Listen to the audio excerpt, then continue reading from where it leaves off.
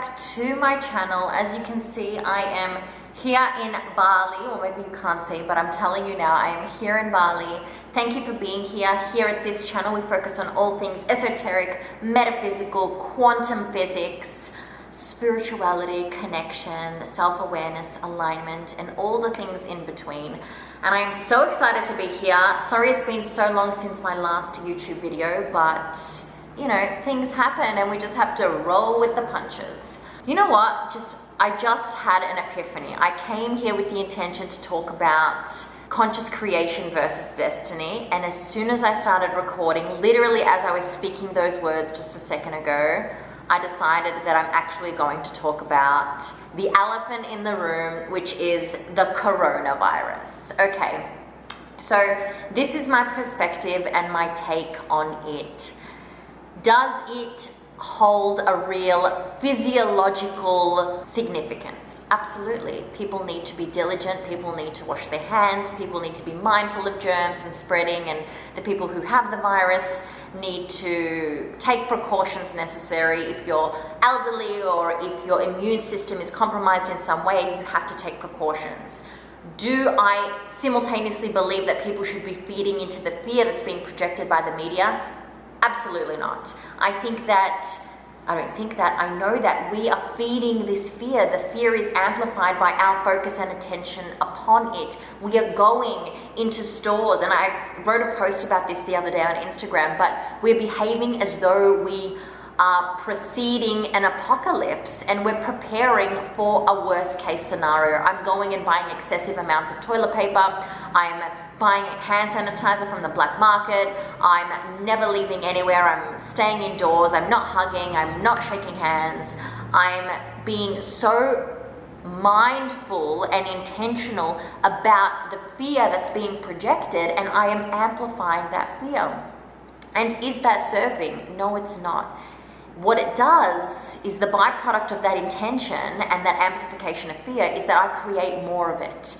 And then we have this hysteria that's being amplified by everyone all over the world because everyone is so focused upon it. Now, and fixated, I should say. Now, I'm not going to even get into the media and how much they are amplifying this and feeding the fear. We are allowing that projected fear to have space within our conscious mind, and that is what is allowing it to grow and amplify even more. I don't consume myself by the media. I don't read about it. I don't care about it. I don't focus upon it. I always wash my hands, and I'm always quite careful and diligent, and I try to maintain a healthy immune system and a strong immune system, and I project love. And I know that everything that I eat and every person I'm around, if I take a moment to bless that experience and I take a moment to project my love into the experience, then that is what I consume. That is what's mirrored back to me. But if I am scared, if I am worried, if I succumb to that projected fear, then that is what I become vibrationally. And then I'm aligning vibrationally with that frequency. And that's why we're finding so many people who are afraid of it actually contracting the virus, or being in a suburb or a town that contracts the virus, because they are feeding and becoming a vibrational match to that projected fear. So instead, what I would say to you is it something that's real? It's real because it exists in three-dimensional form and people are focused upon it. When someone is focused upon it, it exists vibrationally. So is it real? Yes, it's real. Does it have to be real for you? No, it does not. What has to be real for you, what can be real for you, I should say, is that of well-being, that of health, that of joy, that of alignment, that of vitality, that of love, that of light. Once you focus upon that, once you project that, once you are in alignment with that, we don't need to jump on planes with face masks. We don't need to carry hand sanitizer everywhere we go. We don't need to hoard huge volumes of toilet paper. That feeds the wrong wolf. We want to feed the wolf of love. We want to feed the wolf of health and well-being. That is our natural state of being. We are in alignment with health and well-being. But right now what's happening is there's this collective consciousness that is resisting its own well-being, and instead focused upon that of illness, of disease. Disease is just dis-ease. We are not in alignment.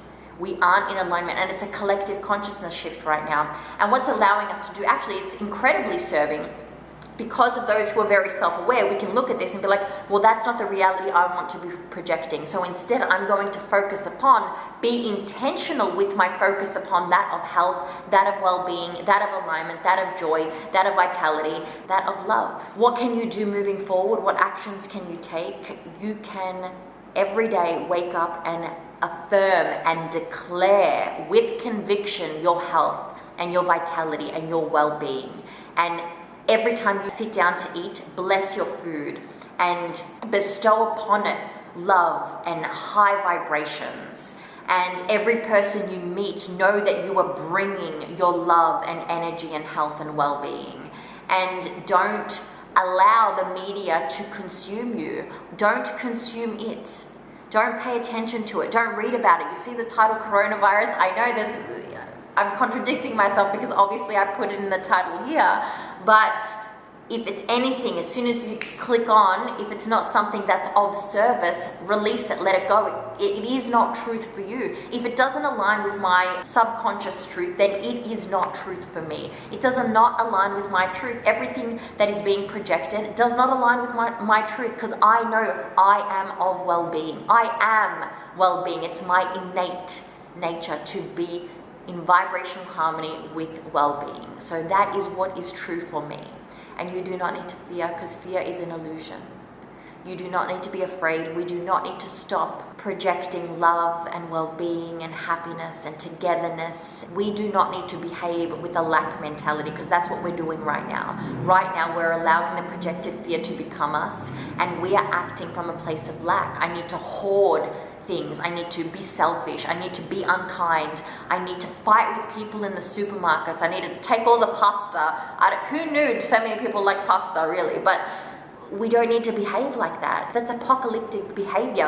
And even if this was an apocalypse, we still don't need to behave that way. I need to wake up every day and be like, how can I be more kind today? How can I share more today? How can I be more giving? How can I be more compassionate, understanding, empathetic? And come from that place, make decisions from that place. So my message to all of you right here, right now today is wake up every day, forevermore, and ask yourself, how can I love more today? How can I give more today? How can I project that which I desire to be, that which I am? And that is love. I love you. Thank you for being here. If you want to amplify that positive energy, I have a free Positivity Rampage available. Links are in the description below. Please remember to like, share, and subscribe, especially this message, because I know there's a whole bunch of people that you know that need to hear this perspective versus the perspective that they've been projected for up until this point. So I love you, and I will see you next time for another video from Mama Bali, amplifying all that already is, and that is love.